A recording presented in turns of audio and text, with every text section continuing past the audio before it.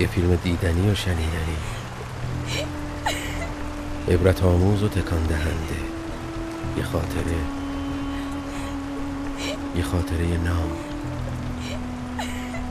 از شهر،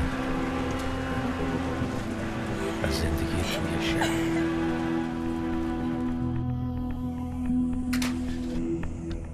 خب تا چند دقیقه دیگه راحت میشه. راحت صداقت رو چجوری تشخیص میدی؟ از چشمام. کافیه که من به چشما یه نفر خیره بشم. چشمام همه چیز رو این کمد دیدی؟ این قسمت ها رو دیدین توی کمد تو درش؟ این معمولا جاهاییه که دوربین فیلمبرداری پشتش قرار میگیره.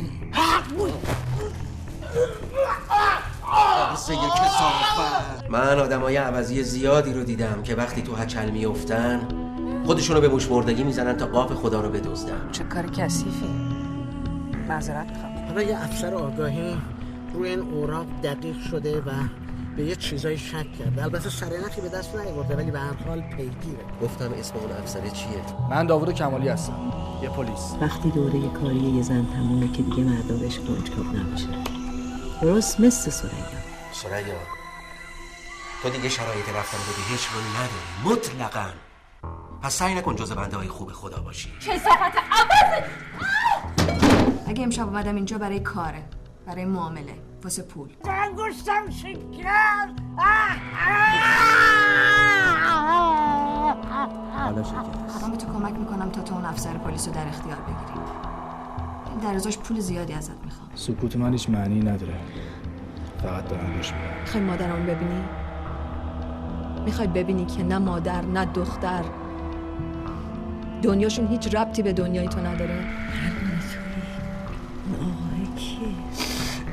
مامان تو رو خدا به این آقای محترم بگو که ما مثل خودش محترم نیستیم. بگو که ما لیاقت اونو نداریم. شب خیلی دیوونه بازی در بردن. یه خورده. من نباید برای نگهداری از بچه از کسی اجازه بگیرم، اما واسه نگهداری از بچه‌ای که به پدرش علاقه‌مند شدم باید از یه نفر اجازه بگیرم. برای چی بدون اجازه اومدی تو خونه من؟ واسه بترسونم. قرار سیغه بخون. کارت درسته. اما چیزی که هستی اعتراف نکردی. آها پس تو میخوای دوباره منو چک کنی؟ اونجاست. اون توی اون کمد. اون حرومزاده اونجاست.